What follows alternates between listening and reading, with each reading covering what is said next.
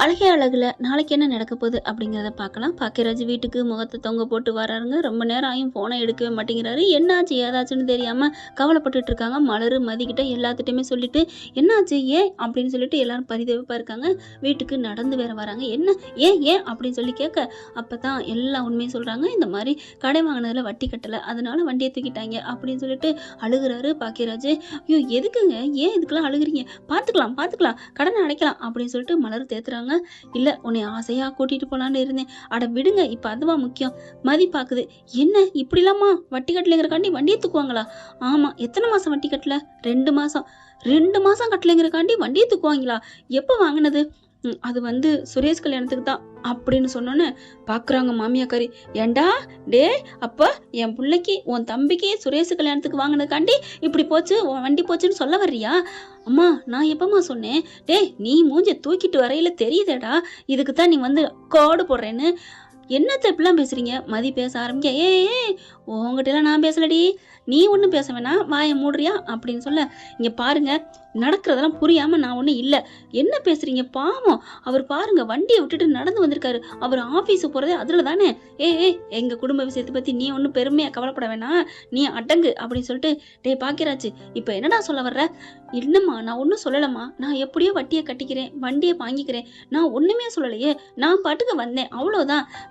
நீ பாட்டுக்கு வந்த, ஆனா இவர் ரொம்ப பேசுறாளே. இங்க பாருங்க நான் ஒன்றும் பேசல அப்படிங்கிற மலர் இருந்துட்டு, மதி கொஞ்சம் சும்மா இருக்கிறியா அப்படின்னு அடக்குறாங்க. இங்க பாடுறா பாக்கியராஜ், ஆளுக்கு பொம்பளைங்கெல்லாம் பேச விடாதடா, எப்படி கடன் அடைக்கணுமோ அடைச்சுக்கோ அப்படின்னு சொல்ல. ஏன் அத்தை நீங்க கொடுக்க மாட்டீங்களா பணம் அவருக்காண்டி அப்படின்னு மதி கேட்க, நான் எங்கடி போவேன், அப்படி இருந்தாலும் அவன் கடனை அவன் தான் அடைக்கணும் அப்படி சொல்ல. நல்லா இருக்குது அத்தை, அவர் வாங்கினது அவர் காசுக்காக இல்லை, அவர் கடனுக்காக இல்லை, உங்க புள்ள கல்யாணத்துக்காக. உன் கல்யாணத்துக்காக தாண்டி அப்படின்னு கோவம் வருது பாருங்க மதிக்கு. என்னது ஏன் கல்யாணத்துக்கா?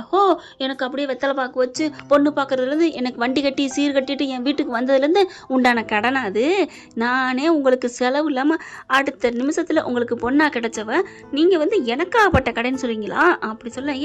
உனக்காக தாண்டி, நீ பாரு எல்லா கடனையும் அடைச்சி விட்டு ஒன்றும் இல்லாமல் ராணி மாதிரி வந்துட்டு இருக்க, அப்படி இருக்கல அது உனக்காகப்பட்ட உன் கல்யாணத்துக்காகப்பட்ட கடன் தாண்டி அப்படி சொல்ல. இங்கே பாருங்க ரொம்ப பேசுறீங்க, ஒரு அளவாக பேசுனே, வாயை மூடுறி, உங்ககிட்ட நான் பேச தயாரில்லை அப்படிங்கல. உங்க புருஷங்கார வராருங்க.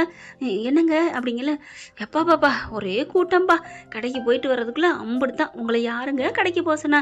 இல்லம்மா கொஞ்சம் நடக்கிறது ஒரு மாதிரியா இருக்கு இல்லையா, வயிறெல்லாம் பொறுமலா இருந்துச்சு, அதான் அப்படியே நடந்து போயிட்டு எனக்கு தேவையான சின்ன சின்ன 2 பொருள் தான் வாங்கிட்டு வந்தேன், அவ்வளோதான். அதுக்கப்புறம் நான் பணம் எடுத்துட்டு வந்துட்டேன், கொஞ்சம் செலவுக்கு வேணும்னு சொன்னில்ல அதுக்காகத்தான் அப்படின்னு சொல்லிட்டு பென்ஷன் பணத்தை எடுக்கிறாங்க. இந்தா இதையும் வச்சுக்கோ, அப்புறம் நாளைக்கு ஒரு ஜாமான் வாங்கன்னு சொன்னில்ல அதையும் போய் வாங்கிட்டு வந்துருவோம், கடை வீதிக்கு போயிட்டு வந்துருவோம் சரியா அப்படின்னு சொல்ல.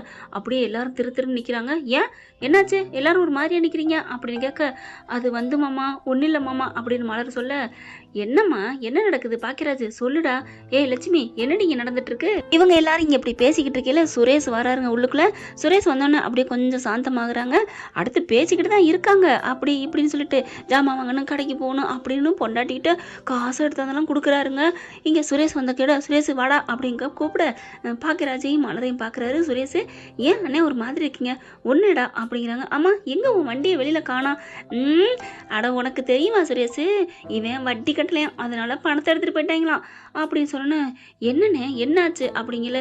இல்லைடா உன் கல்யாணத்துக்கு, டே என்னடா கல்யாணம் சொல்ற, நீ கடை வாங்கின அதோட நிப்பாட்டு அப்படின்னு சொன்ன மாதிரி இருந்துட்டு. ஏன் அவர் சொல்றது தப்பு இல்லையே, இங்க பாருங்க உங்க கல்யாணத்துக்காக கடை வாங்கினார் இல்லையா, அது வட்டி கட்டலன்னு அவங்க வண்டியை தூக்கிட்டு போயிட்டாங்க, பாவம் அண்ணன் நடந்தே வந்துச்சு அப்படி சொன்னோன்னே ஒரு மாதிரியா சுரேஷ் பார்க்க. டே அதை பத்திலாம் விடுறா, அவன் பார்த்துக்குவான் விடு, அப்புறம் நான் பணம் நீ எனக்கு என் அக்கௌண்ட்டுக்கு இந்த வாட்டி போட வேணாம் அப்படின்னு சொல்ல. சம்பள பணம் வந்துருச்சு அப்படின்னு சொல்றாரு சுரேஷ். அதான்டா அந்த பணத்தை இரு, என்னோட பணமும் கொஞ்சம் தர்றேன், அதையும் முதல்ல சேர்த்து 2யுமே போட்டு உன் தங்கச்சி பேர்ல டெபாசிட் பண்ணிட்டு வந்துடா அப்படின்னு சொல்ல. சரிங்கப்பா அப்படிங்கல. மதி பாக்குது. ஏங்க சரிங்கன்னு சொல்றீங்க, ஏன் எதுக்குன்னு கேட்க மாட்டீங்களா அப்படி சொல்ல. உனக்கு தேவையில்லை போ அப்படின்னு சொல்லிட்டு. ஆமாம்ல இது கரெக்டு தானே அப்படின்னு சுரேஷ் திரும்பி வந்து, அப்பா எதுக்குப்பா தங்கச்சி பேரில் டெபாசிட் பண்ண சொல்கிறீங்க? அவள் கல்யாணத்துக்கு நாளை பண்ணிக்கு வேணும்டா, நாளைக்கெல்லாம் தொங்கிக்கிட்டு நிற்க தேவையில்லைல்ல உங்ககிட்டலாம், என்ன நினச்சிட்றீங்க? இந்த பணமே இவங்க பணம் தான், பிள்ளைங்க பணம் தான், இதில் வேற தொங்கிக்கிட்டு இருக்காரமே அவங்க அப்பன்னு சொல்கிறாரு கூசாம. இப்போ பார்த்தியா உன் கல்யாணத்துக்கு உன் அண்ணன் செலவு பண்ணிவிட்டு வண்டியை தூக்கிட்டு போயிட்டாங்க, அதை தூக்கிட்டு போயிட்டாங்க அப்படின்னு நிற்கிறான். அந்த மாதிரி என் பொண்ணுக்கெல்லாம் யாரும் சொல்லிடக்கூடாதுப்பா அப்படி சொல்ல, அப்பா யாருப்பா சொல்ல போறா, நாங்கள் தான்ப்பா, அது எங்களோட கடமைப்பா, கல்யாணம் பண்ணுவோம்ப்பா. ஏண்டா அதுக்காண்டி உன் சம்பளத்தை தரமாட்டியா? ஐயோ அப்பா அப்படிலாம் இல்லை, உங்கள் பணத்தை நான் இப்போயே கூட உங்கள் பேங்க் அக்கௌண்ட் போட்டுறேன் அப்படின்னு சொல்லிட்டு இருக்கீங்களே. டக்குன்னு என்ன பண்ணுறாங்க, சரி சரி போடு, நானே டெபாசிட் பண்ணிக்கிறேன் என் புள்ள பேரில் அப்படிங்கல. நில்லுங்க அப்படின்னு சுரேஷ் கையை பிடிக்கிறாங்க நம்ம மதி. ஏய் எதுக்குடி என் பிள்ளைய மறிக்கிற, சும்மா இருக்கத்த அப்படின்னு சொல்லிட்டு, இங்கே பாருங்க இப்போ இந்த பணத்தை என்ன பண்ண போறீங்க? என் சம்பள பணம் அப்பாவுக்கு தான் எப்பவும் கொடுப்பேன், அவர் இந்த தங்கச்சி கல்யாணத்துக்காக பண்ண போறாரு. ஓ, நாளைக்கு நடக்க போற தங்கச்சி கல்யாணத்துக்காண்டி, கூட பிறந்தவ கல்யாணத்துக்காண்டி இன்னைக்கு கொடுமையில நின்றுட்டு இருக்க உங்க கூட பிறந்த அண்ணன் சும்மா விட்டுருவீங்களா? அவருக்கு எந்த இதுவும் பண்ண மாட்டீங்களா அப்படிங்கிற பாக்குறாங்களா. இப்ப நீ என்ன பண்ண சொல்ற? ஏய் அவனை ஏண்டி மனசு கெடுக்கிற ஆத்தாக்காரி அப்படி இடையில வருது. சும்மா இருக்கீங்களா சொல்லுங்க அப்படிங்கல. என்ன மதி நான் பண்ணணும்? பாவங்க, அவரை பாருங்களேன் எவ்வளவு தொங்கி அப்படியே சோகமா உட்காந்துருக்காருங்க. அந்த இதுல பார்த்தா பாவமா இருக்கு சுரேஷுக்கும் பார்க்கல. அவர் எவ்வளவு கஷ்டப்பட்டுட்டு இருக்காரு தெரியுமா? வண்டி இல்லாம பாவம் நடந்தே வந்திருக்காரு. யாருக்கா வாங்கினார்? உங்க கல்யாணத்துக்காக தானே அப்படிங்கல. ஏய் அப்படிங்கல. சரி விடுங்க, எங்க கல்யாணத்துக்கு போதுமா? இதுல என்ன எனக்கு என்ன கிரீட குறைய போதா என்ன? சரிங்க சுரேஷ், இங்க பாருங்க சுரேஷ், நம்ம கல்யாணத்துக்காக வாங்கினாருன்னு வச்சுக்கோங்க, அந்த கடன்ல நீங்க பாதியாவது கொடுக்கறது இல்லையா? அட பாதியே வேணாம், இப்ப அர்ஜென்டா இருக்காரு, அது கூட நீங்க கடன் அடைக்க மாட்டீங்களா அப்படிங்கல பாக்குறாங்களா.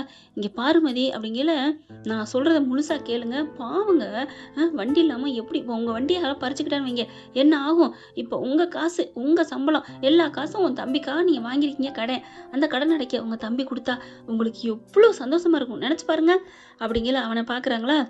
அண்ணே உனக்கு ஒரு கஷ்டம்னா நான் செய்வேனே, கண்டிப்பா எனக்கு நல்ல மனசு இருக்கு அப்படின்னு சுரேஷ் தம்பி சொல்ல, பாத்தீங்களா கடன் இருக்குன்னானே தெரிஞ்சாலே செய்வேன்னு சொல்றாரு உங்க தம்பி. அப்ப அவங்க அண்ணன் உங்களுக்கு அந்த கொஞ்சமாவது நன்றி உணர்வு இருக்க வேணாமா? உங்க அண்ணியை பாருங்க, அண்ணனை பாருங்க, பாவங்க அப்படின்னு சொல்ல, அப்படியே புத்தியில செருப்பால் அடிக்கிற மாதிரி இருக்கு பலார்னு. அதுக்கப்புறம் ஒன்றும் சொல்ல முடியல. டே பணத்தை அவ சொல்றான்னு எதுவும் பண்ணாத, எனக்கு போட்டு விடு, நீ போட்டு விடுற அப்படின்னு சொல்ல, அப்படியே பார்த்துட்டு போன் எடுக்கிறாங்க. மதி அப்படியே முறைக்குது. இவ்வளவு சொல்லி நீங்க கேட்கல இல்ல சே அப்படின்னு சொல்லிட்டு, டேய் போட்டுறியாடா? போட்டுறேன்ப்பா அப்படிங்கிற. சரி சரி போடு, நான் சாயந்தரம் போயிட்டு டெபாசிட் பண்ணிக்கிறேன் அப்படின்ட்டு போனை கொண்டுட்டு ரூம்குள்ள போயிடுறாங்க ரெண்டு பேரும். சுரேஷ் என்ன பண்றாரு, பணத்தை போட்டுருவாருங்க. அவர் சம்பளத்தை அப்படியே போட்டு முடிச்ச கையோட டுடிங் அப்படி போகுதா ஜீப்பே. இவங்களுக்கு கோவம் வருது மதிக்கிச்சே, நீங்களாம் ஒரு மனுஷ ஜென்மம் அப்படின்ட்டு. அக்கா நீங்கள் கவலைப்படாதீங்கக்கா, உங்களுக்கு அண்ணனுக்கு நான் பணம் தர்றேன் அப்படின்ட்டு வேகமாக நகை எடுக்க போகல. வேணாப்பா வேணாம் பார்த்துக்கலாம், நான் சம்பளம் அண்ணனை கொடுத்துக்கிறேன் அப்படின்னு ரெண்டு பேரும் போயிடுறாங்க. சே இந்த வீட்டில் யாருமே புரிஞ்சுக்க மாட்டேங்கிறாங்க. நான் என்ன பண்ணுறேன், நான் என்ன சொல்கிறேன், நியாயத்தை படி நடந்துங்கன்னு சொல்கிறேன், அது தப்பா அப்படின்ட்டு மதி ரூம்குள்ளே போயிடுறாங்க. கோவமா அப்படி கட்டில் உட்காந்துட்டு அப்படியே அவங்களோட சாலை பிடிச்சி பிச்சுக்கிட்டே இருக்கிறாங்க. புக்குன்னு அப்படியே வராங்களா. சுரேஷ் வந்துட்டு அப்படியே சிரிக்கிறாரு. சிரிச்சுட்டு மதி மதி அப்படின்னு கூப்பிட நிமிரவே இல்லை. தோள்பட்டையை பிடிச்சி உழுப்புறாரு. மதி அப்படின்னு கூப்பிட அப்படின்னு பட்டுன்னு திரும்புறாங்களா. திரும்பினோடனே எந்திரிக்க போறாங்க. உட்காரு எந்திரிக்க வேணாம் அப்படின்ட்டு இவரும் உட்கார்றாரு. உட்காந்துட்டு இப்படி பாக்குறாங்களா. கொஞ்சம் நிமிரு நிமிருடி அப்படிங்கிற. நிமிடுறாங்க. என்ன அதான் சொல்ல பண்ணிட்டீங்கல்ல, அப்புறம் என்ன? நான் யாருக்காக சொன்னேன்? என் அண்ணனுக்காக சொன்னா இல்லை என் அக்காக்கா சொன்னா? உங்க அண்ணன், கூட பிறந்த அண்ணன் உங்க மேலேயும் இந்த வீட்டு மேலேயும் அவ்வளோ பாசம் வச்சிருக்காரு. உங்களுக்காண்டி அவங்க பத்திரத்தை அடகு வச்சு செலவு பண்ணிக்காங்க. அவங்களுக்காக அட்லீஸ்ட் ஒரு கடன் அடைக்காட்டி பரவாயில்ல, ஒரு வட்டி காசு கூட கொடுக்குறதுக்கு மனசு வழியில தெரியாம இருந்த வரைக்கும் ஓகே. இப்பதான் நான் சொல்றேன்ல, பாவம் வண்டியை எடுத்துட்டு கால்நடையா வந்திருக்காரு, அப்ப கூட கருணை வரலைன்னா என்னங்க மனசு ஜென்மச்சா. இதுல வேற எங்க அக்கா என் குழந்தை ரொம்ப நல்லவர், நடு வீட்டுல இருந்தவர் அப்படின்னு ரொம்ப உங்களுக்கு சர்டிபிகேட் பீத்துது இப்ப தெரியுதுல உங்களுக்கு அப்படிங்கல. சிரிக்கிறாரு சுரேஷ். ஏன் சிரிக்கிறீங்க? நான் சொன்னது ஜோக்கா சொன்னேன் இல்ல உங்களை நல்ல விதமா சொன்னேனா? நீ உன்னை என்ன சொல்றது, கிறுக்குன்னு சொல்றதா என்ன சொல்றதுன்னு தெரியல. நான் காசு கொடுக்கல உதவலைன்னு யார் சொன்னா? அதான் போட்டுட்டீங்களே, உங்க அப்பா கேட்டுன்னு போட்டுட்டீங்களே அப்படி சொல்ல. நான் போட்டேனா அப்படி சொல்ல. அப்படி பாக்குறாங்களா. இங்க பாரு, நிமிந்து பாரு, ஒன்றும் இல்லை, உங்களை பார்க்கவே எனக்கு செம்ம கோவம் வருது அப்படிங்கல. அப்படியே ரெண்டு தோள்பட்டையிலையும் கையை வைக்கிறாரு நம்ம சுரேஷ். அப்படியே வெக்கத்தோட குனிஞ்சு பார்க்குறாரு. நம்ம மதி கீழே குனிஞ்சிட்டு இருக்காங்க. நிமிந்து பாரு அப்படிங்கல. நான் பார்க்க மாட்டேன் அப்படின்னு திரும்ப தன்னோட மொபைல் எடுத்து அப்படியே ஆன் பண்ணிட்டு காமிக்கிறாரு. இதை மட்டும் பாரு, என்னப்பா காட்டி பரவாயில்ல அப்படின்னு சொல்ல. அப்படியே என்னவா இருக்கும் அப்படின்னு பார்க்குறாங்க. கரெக்டாக பாக்கியராஜ் அண்ணனுக்கு நம்பரில் பணம் போயிருக்கு, இவர்கிட்ட சம்பள பணம். எப்போ போயிருக்குன்னு பார்த்தியா? இப்போதான், ஜஸ்ட் நவ். போதுமா அப்படி சொல்ல. சுரேஷ், அப்போ நீங்கள் அண்ணனுக்கு தான் போட்டிங்களா? ஆமாம். அப்போ மாமாவுக்கு போடலை, அடுத்த மாதம் பார்த்துக்குறோம். கொண்டு போய் பெட்டிகளை தூங்குறத விட யூஸாக இருக்கிறதுக்கு கொடுக்கறது ரொம்ப நல்லது. எப்படி இந்த ஞானம் எப்போ வந்துச்சு? ஜஸ்ட் நவ் இப்பதான். எப்படி? இப்பதான் சொல்றேன்ல, அதான் எப்படி? எல்லாம் நீ சொன்னதுதான் அப்படின்னு மண்டையில கொட்ட, ஓ உரைச்சிருச்சா? ஆ அப்படி சொல்ல, ஏய் எனக்கு தான் உரைச்சிச்சு, உனக்குமா உரைச்சிச்சு? நீங்க என்ன கொட்டுனீங்கல்ல அது உரைக்குது அப்படி சொல்ல, டேய் சுரேஷு அப்படின்னு ஒரே சவுண்டு. ஏங்க உங்க அப்பா கேட்டா தெரிஞ்சுவா கத்த மாட்டாரா? கத்த மாட்டாரா? இந்தா கத்திட்டாருல, டேய் சுரேஷு அப்படின்னு கத்த, வர்றேன். ஏங்க என்ன பண்ணுவீங்க? அதெல்லாம் சமாளிச்சிடலாம், எம்புட்டோ சமாளிச்சாச்சு, பார்த்துக்குவான். நான் ஒன்றும் எங்கள் அண்ணன் மாதிரி கோல் இல்லை. அவர் பொண்டாட்டி கூட அப்படி குழஞ்சிருக்காரு, அது உங்களால் முடியாதே. யார்டி முடியாதுன்னு சொன்னா? இந்த எங்கள் அப்பாட்ட போயிட்டு வந்துடுறேன், போயிட்டு வந்து வச்சுக்கிறேன் அப்படின்னு போக, அப்படின்னு வாயில கை வைக்கிறாங்க மதி. என்ன ஃப்ரெண்ட் இப்படிலாம் போனால் நல்லா தானே இருக்கும். அப்படியே போன சுரேஷ் வந்து அப்படியே கண்ணத்தை வாயையும் தட்டி விட்டு வாயை அப்படியே மதியோட ஓப்பனில் இருக்கு, க்ளோஸ் த மவுத் அப்படின்ட்டு போகிறாங்க. அப்பா அப்பா போய் எப்படி சமாளிக்கிறது அப்படின்னு அப்படின்ட்டு போகிறாங்க. என்ன ஃப்ரெண்ட் இப்படிலாம் போனால் நல்லா தானே இருக்கும். பார்க்கலாம், இதைத்தானே எதிர்பார்த்தோம். வா சுரேஷ் வா சுரேஷ் வா சுரேஷ் அப்படின்னு தாங்க சொல்லணும்னு தோணுது. Thank you friends. இந்த வீடியோ உங்களுக்கு பிடிச்சிருந்தா தயவு செய்து லைக் பண்ணுங்க. இன்னும் அப்டேட்ஸ்க்காக சேனலை சப்ஸ்கிரைப் பண்ண மறக்காதீங்க. நம்ம கிட்ட இருக்க எல்லா சேனல்ஸோட லேட்டஸ்ட் வீடியோ அப்டேட்ஸ்க்காக மேல ரைட் சைடுல காட்டுற லிங்கை கிளிக் பண்ணி வாட்ஸ்அப் குரூப்ல ஜாயின் பண்ணுங்க. உங்களிடம் விடைபெறுவது நான் உங்கள் மெஹர்.